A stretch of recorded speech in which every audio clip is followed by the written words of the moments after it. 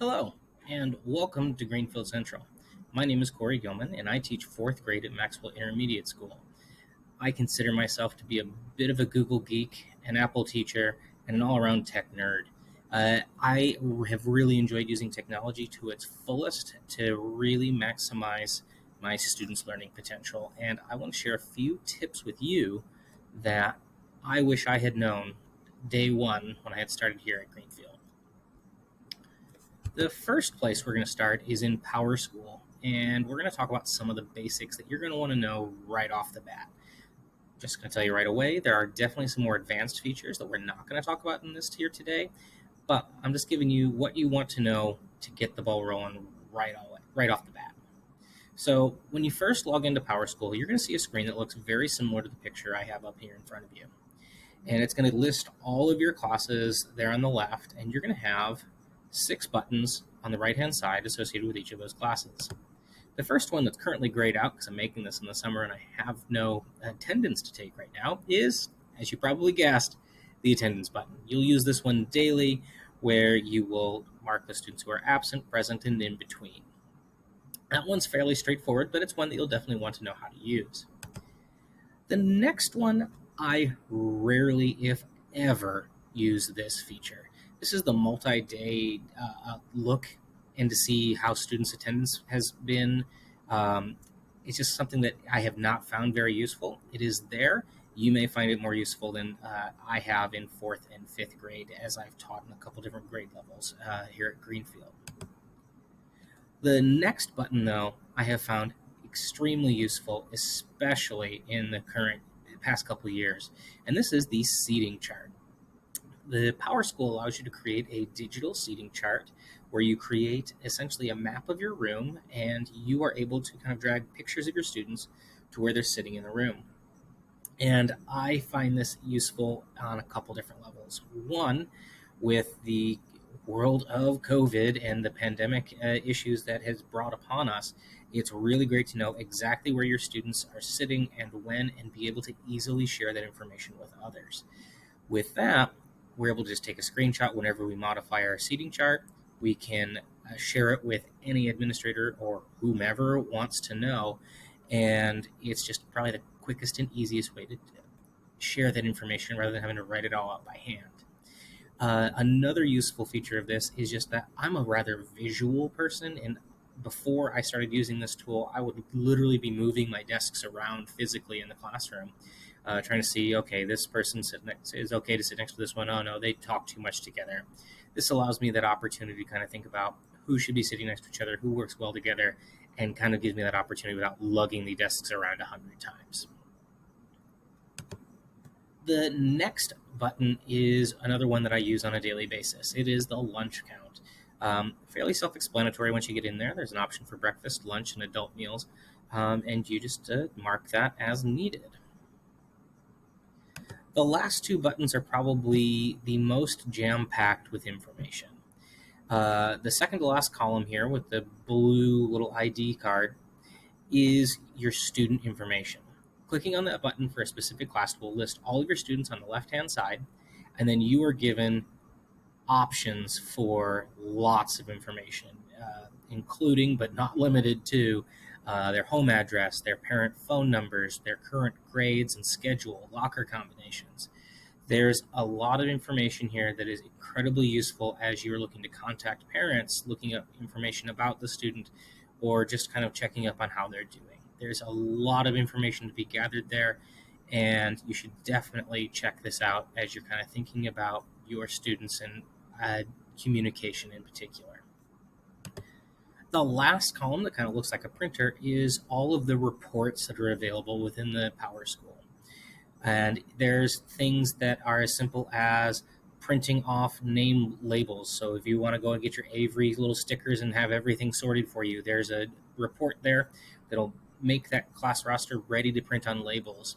The one that I use probably the most often at the beginning of the school year is getting my students' Google account information, where it'll have their username and passwords readily available. That way I can be ready to hand those out to students on day one, because we all know they're not going to remember it.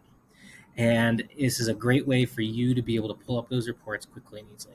There are many, many, many reports. I do recommend that you kind of go out there, run each one time, see what kind of information it pulls up, and see how that would be useful for you. But there is a lot of great information contained within this reports category. So that's the basic Power School side. The next thing we're going to look at is what the grade book looks like within Power Teacher Pro. Now, I have 3 pictures here that are kind of breaking it down, and we're going to kind of focus in on just 3 sections and only the parts that I find have been most useful as a teacher. And the first one is actually within the very first category of class, which is at the top. And while there are 4 things here, observations, assets and textbooks, email class, and on-site virtual roster, quite frankly, I have used one of those at all. Observations and assets and textbooks are new this year, so I haven't had a real opportunity to use them. But ultimately, email class is going to be the one that you're going to use the most, because within that feature, you are able to create a distribution list. You're able to get all of the emails for parent emails that we have in Power School that the school has access to, and we have all the student emails, and you're able to pick and choose who you're wanting to email at any given time, create a bulk list of emails that you want to send out to, copy those, and then paste them into whatever email application you prefer to use. We'll talk more about those later, and quickly and easily communicate with both students and their families. The next place we're going to be looking at is in the next category down underneath, grading. And in this category, there are quite a few things going on. We've got assignment lists, score sheet, categories, traditional standards, comment verification, category totals, and all reporting terms.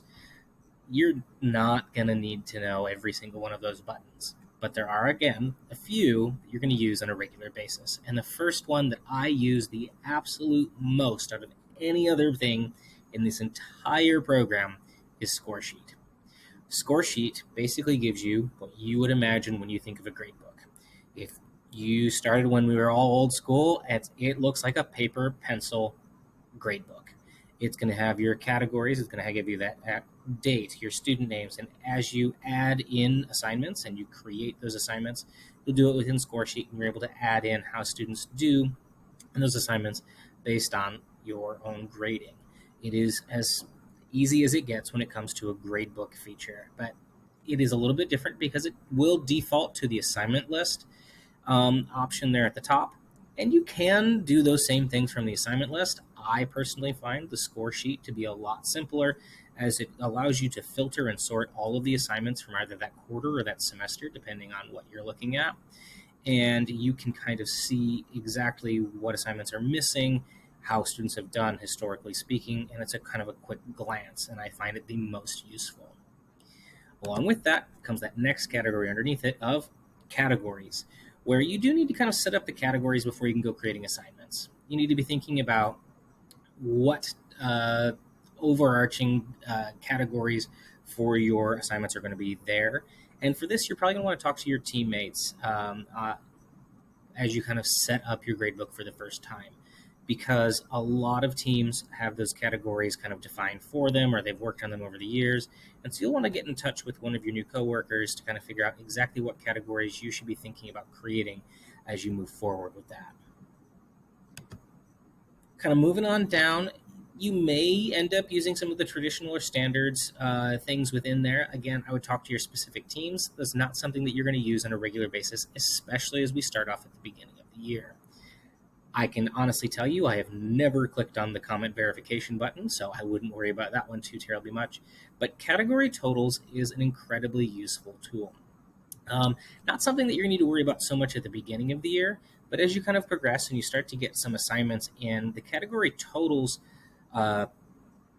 feature allows you to kind of see, so you've already created those categories, you've got assignments in, and it will show you the averages that those specific students are doing in each of those categories. So when you get that angry phone call from a parent, hey, my student's not doing so well, you have a great place to start. You go into that category totals, you can kind of see, okay, Susie is just struggling in this specific area, but all the other areas are really well. So we just need to focus on this one thing to help Susie do better in my class. And so it gives you a great talking point to quickly and easily kind of determine student progress in many different areas. The next thing we'll talk about is all the way down in the settings bar. The students' progress and reports bar all have interesting things, but they're not. Those are more advanced features that I'm not going to get too much into today. Otherwise, you'd be sitting here listening to me for hours. But the one thing that you really need to know right at the beginning of the year within the settings is that traditional grade calculations. Because within that feature, you are going to be setting up how the categories that you would have created previously are going to be weighted throughout that quarter or that semester. And again, I would talk to your teammates to specifically see how they've done it in the past, because most teams have a specific way that they like to see that done, and that varies grade level and subject level to a great extent. So definitely talk with your teammates about how to set it up. But it is right here that you will be setting up that initial gradebook to figure out how to weight those categories, and so the category totals that we just talked about will come out accurate, and your students' grades will be correct as well. All right, that kind of wraps things up for Power Teacher. And the next thing I want to kind of jump into is Google Drive. We are big into the Google Suite or G Suite here at Greenfield, and Google Drive is something that you use daily, if not multiple times a day. And there are so many things that we could be talking about with Google Drive, but I'm going to stick to about 6 basic things: adding items to your drive, starring items, moving them, organizing them, which can be tricky, sharing them with other people, and when organizing fails, how to search. So, when thinking about how to add items into your own drive, because when someone shares something with you, and being new to Greenfield, you're going to get a lot of things shared with you right away to kind of help you get the ball rolling. You're going to want to think about how you can organize that to find it easily later on.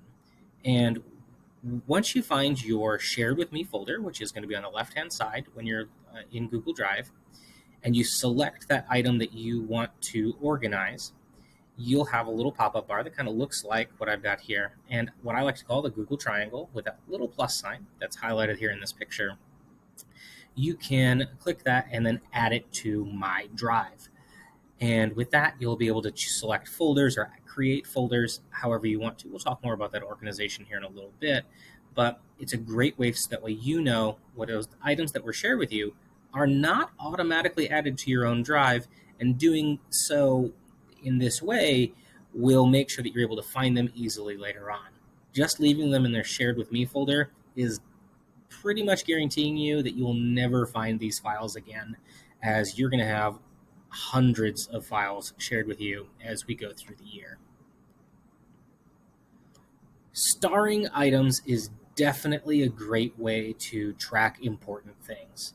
So when an item is highlighted, you can click on the 3 dots, you can add it to your starred, and it basically flags this specific file so that you can find it quickly and easily later on. Now, don't be like me when we first started doing this. I starred just about everything, and I was using that as almost my exclusive organization technique, and it worked at first. It massively backfired as my number of starred items grew and grew and grew. So I would keep those starred items to things that you need to remember about in either forever or something that you need to work on right now, but you can unstar it later on, just as a helpful reminder. Do not get into the bad habit of starring things to find them easily again for everything. You should really kind of reserve this feature for those things that you're going to use often or you're going to need year after year after year. For example, I have always starred my teacher handbook because I access that at random times during the year, every year, and that folder rather, is updated annually, if not more often. And so it's something that gets used all the time. Now, when we're thinking about how organization goes, sometimes we like to change it up. Like I said, when I first started, I just starred things, and that did not work in the long term for me. So you do need to know how to think about to move things. So when you have something highlighted, you can click the three dots where that blue arrow is pointing to and choose more actions to move these items. So you'll click on move to, and then you can either create a folder to take them to, or take one to the folder that's already there that you've created. So you'll want to think about the best organization system for the classes that you are teaching. Now, organizing Drive, like I mentioned, can be one of the trickiest things to do. And there are so many ways to do it, and everyone likes to organize theirs a little bit differently. Personally, I keep a series of folders that are labeled pretty clearly for my English class versus my social studies versus math versus science. I have a folder for my PGP points as I'm earning them. I kind of place them in there, and it's easy for me to track. There are lots of ways that you can do that, but I strongly recommend using a fairly structured folder system where you can kind of easily keep things organized. Within that folder, if it's a hot mess, at least you know what hot mess is in that folder, and you can kind of go from there. If you're the person who likes to color code things, I strongly recommend clicking on the link that I've included here, as it shows you ways that you can actually colorize the folders within your own drive. And there are a lot of great ways for you to kind of hop in and make Drive your own personal little haven to get all of that organization done. Sharing items is something that we do all the time in GC. And that little person with the plus sign is going to be your lifesaver. So within Drive, when you've got that item that you want to share highlighted, you can click on the little person icon, you can click share, or when it's open, there'll be a share box in the top right corner. It's generally blue, and you can click that. And I generally go through the advanced options every time because it helps make sure that you're sharing your item to whom you want to actually share it with. Because there are some pretty interesting options when it comes to sharing, and we can lock people out of it based on whether or not they're part of GC schools, meaning do they have a GC address, email address, and are they logged into it? And sometimes we want that to happen if we're only sharing things with our students, but other times we want to share things with parents, and we need to make sure that's open to everyone. So take a look and see, as you're thinking about who you are going to be sharing this with, who your audience is, and think about the best sharing setting to keep that information in the world that you want to see. Last but not least, if organizing your drive was just on the back burner because you were making things happen, I totally get it. The beginning part of the year is rough. And so when things get a little out of hand or you just can't remember where you put something, the search bar is going to be your saving grace. So as long as you have some idea of what it was in the title or contained within that document, type it into that search bar and it is going to be super helpful. A lot in the same way that you just Google something, type in what you're after, and it will find it for you as long as it's actually in your drive. So that has saved me on more than one occasion. Definitely think about that search bar as you're kind of moving forward with, whoa, where did I find that?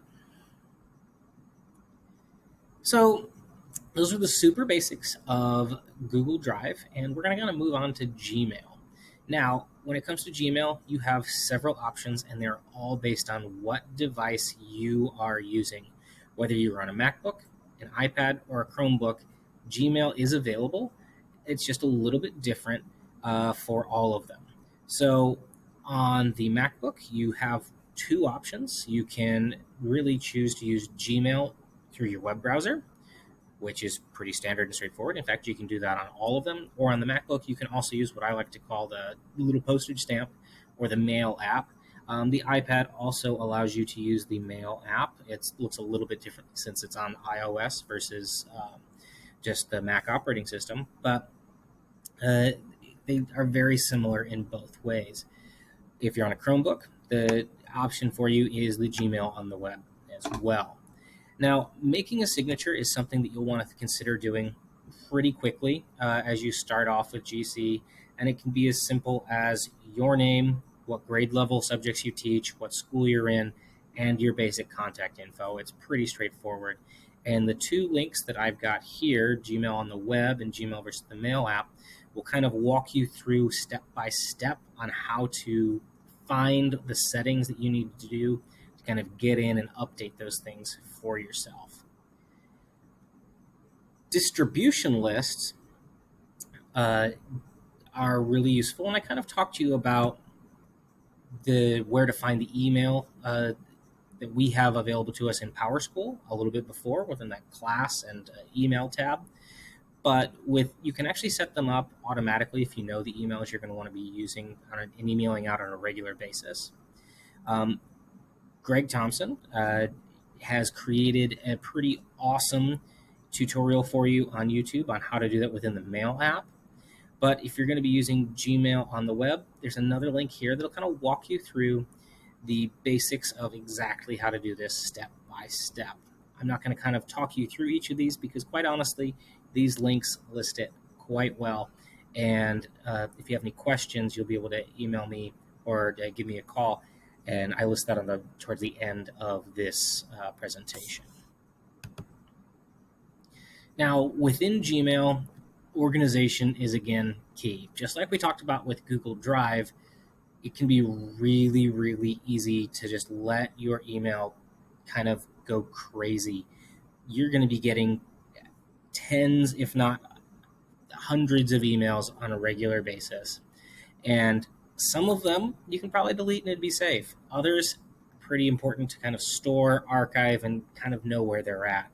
And the best and easiest way to organize that is within Gmail, making labels. And within that left-hand column, you'll want to expand it. So where mine is currently circled and says less, yours would say more by default.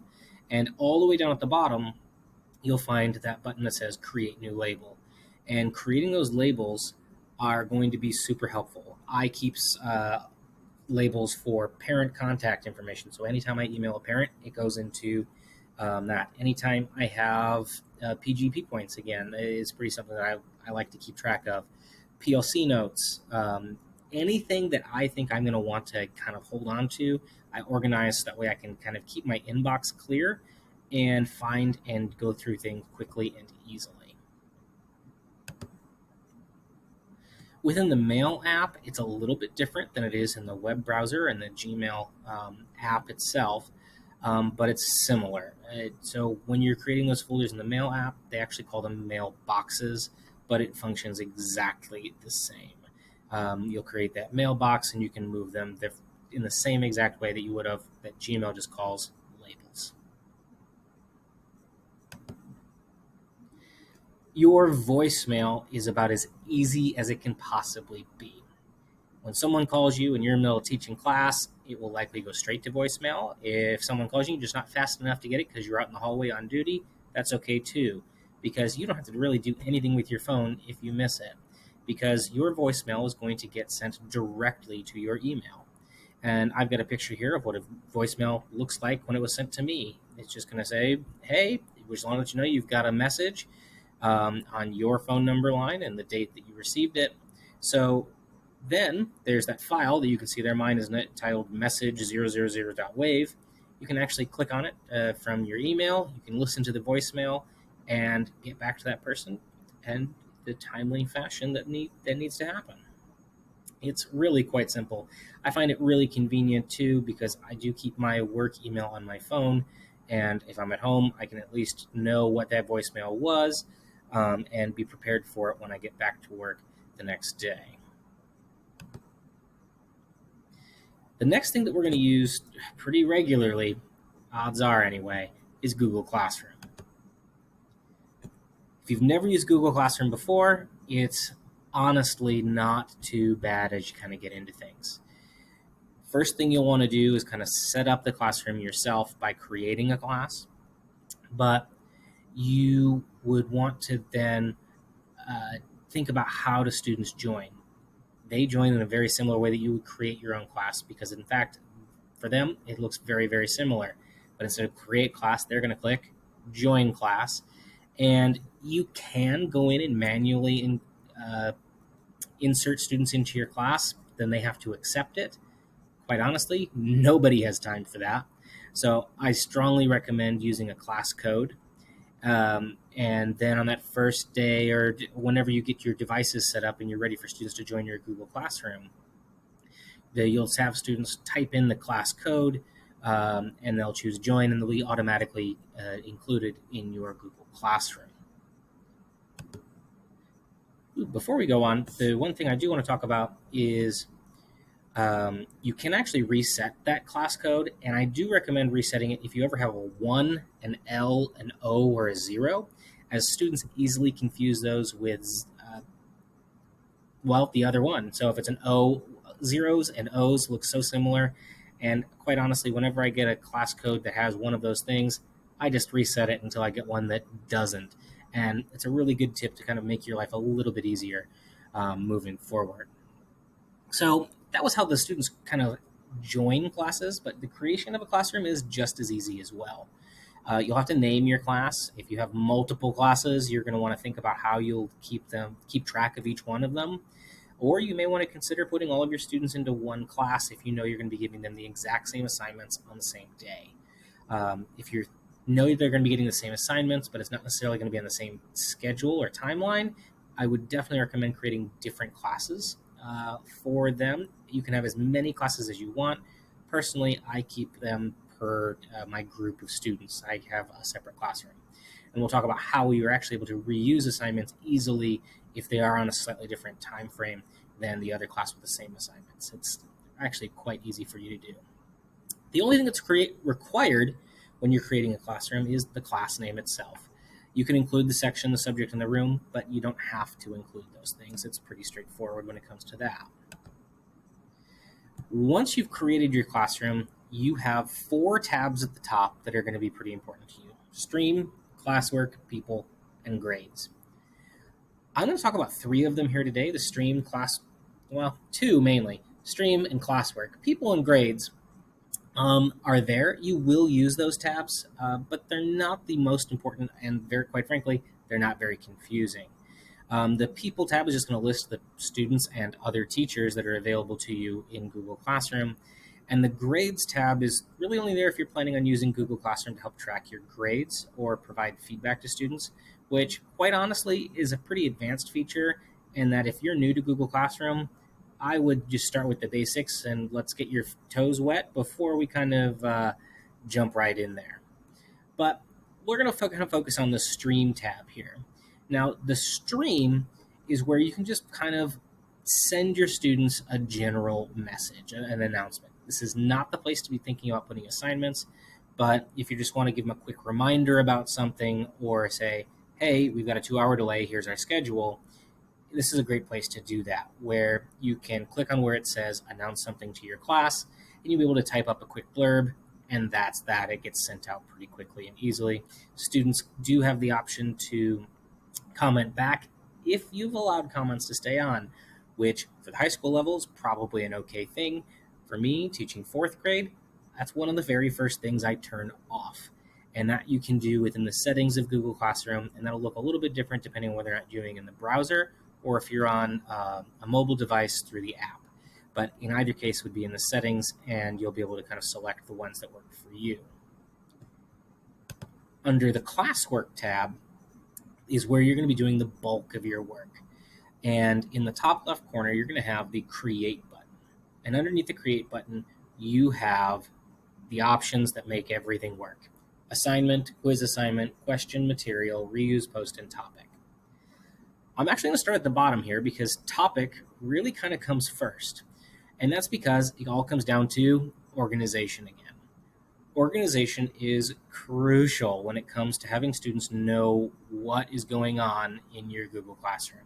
If it's not organized well, you're going to have a headache on your hands with all the student questions coming your way. And so topic allows you to kind of neatly organize things in whatever way you want. Personally, I like to organize things by week. And so my topics are week of August 1st through the 5th, 2021, or whatever it might be. And then all of my assignments for that week are in that one spot. That way we can go back historically and look at what you've done over the course of that week. If you want to break it down further, or just by subject or kind of category, that works too. you'll find what kind of works best for you as you kind of go through things. I would definitely talk to your teammates and see how they kind of break it down, um, as they've kind of already gone through this and have seen what works well and what doesn't at your grade level and subject. The next one that you're going to use all the time is the assignment button. That is the bread and butter of Google Classroom. You're going to be creating assignments all the time. And I like to do this whether or not it's a digital thing or not. Students are really tech savvy. They have iPads. Even if it is a paper pencil, they can always take a picture of that worksheet that you may have had, so it's easier for you to collect the work later on. And that's where you can get into fun stuff, creating a rubric to create that grades. Again, advanced feature, giving you that little nibble, what is available. But there's some really cool things that you can do as you create things in Google Drive. You're able to attach them and create copies for students within that assignment. And there's some amazing, amazing things that can be done within that. The next button below that, the quiz assignment, is one that I generally actually try to avoid, because what that will do is it'll actually create a Google form quiz for you automatically, brand new. And while it can be useful, generally speaking, if I'm thinking about creating an assignment on Google Classroom, I already have that quiz created. And so it just creates a mess of my Google Drive, as soon as I click that button, it creates an untitled form that gets put immediately into my drive and is an unorganized mess. And you can kind of see where that organization kind of piece will come into play again. So quiz assignment totally can be used. It's meant to be helpful. I have found that it's more of a drive nightmare than it's helped me. And so I generally just use the assignment button. The next one down is the question button, which is a great place for students to comment on a question you might want to ask. The one thing you need to kind of think about when you're typing up one of these questions is their student responses. All of the other students can see their responses as well. And so it's not an anonymous thing. And if it's something that you want to grade later on, I would not use that as a question. I would do that rather as an assignment. Makes things pretty interesting. Material is something that is super, super useful because it's not something you're going to grade. Let's just say you have a video you want them to watch, and you're not tracking whether or not that they've seen it or it needs to be turned in, or you have the main copy of the assignment for that week or the reading material that you want them to kind of go over for that lesson. This is not something that needs to be turned in. It's not going to be tracked by Google Classroom. It's just something for the students to be able to access quickly and easily without you having to pass out those physical copies. And then probably my next favorite button on the list is the reuse post. If you're teaching a class that you have multiple subjects of, you have multiple classes of this one thing, you are able to reuse that post and then post it in another class. It is really, really helpful. So let's just say you have two of the exact same class that are doing the exact same thing, but on slightly different timelines. I can take the assignment that my first class started on Monday, the next class won't be ready for it until Wednesday, and we can kind of change when those things will be seen by those students. Along with that, one of my favorite features with the assignment is being able to schedule when those assignments populate. And you can do this all in advance. I generally do an entire week in advance because I like to plan that way. And you can schedule out when those things will post up for those students. And this, while you'll be able to see it the entire time, the students won't be able to see those assignments until you've scheduled it to post. A useful thing here is, too, that with the topics that we talked about first, you can create as many topics as you want at first, but until there is an assignment or something within that topic, it is invisible to students and they cannot see it. And so if you can create all your topics you want for the entire year, but until something has actually posted within that topic, it's invisible to students and they cannot see it. Really useful tip there. So this slide, just a quick review. You can reuse any post that you create to copy it and use it again in another classroom, in the same classroom, whatever you want to do. Create question allows you to quickly see all those student responses. Create assignment allows you to easily assign and collect work. Creating material allows you to easily post something that you're going to use regularly. And create an announcement allows you to quickly post a class, write a post to your class that was back on that stream page. Again, this is the quick and dirty version of Google Classroom. There are many, many, many more advanced features that if you have any questions on, I'd be happy to assist you with later on. Now, if I'm not available or I'm just not fast enough for you, there is another place you can go to for help. In the bottom left-hand corner, you'll see a little question mark on Google Classroom. And when you click that, you'll have four options: What's New, Report an Issue or Request a Feature, Help Center, and Help Community. And those bottom two, with Help Center and Help Community, can be lifesavers. The Help Center is all things that Google has created to try and help you out in the ways that they think are going to be useful. The Help Community is kind of a forum where you can ask questions or see what other questions people have asked, kind of get specific help rather than just the generalized help available in the Help Center. I will say, if you have an idea that you would like to see within Google Classroom, absolutely use the request feature button up top there, because Google kind of keeps track of what people want, and the more people submit these things, the more likely they are actually to change things.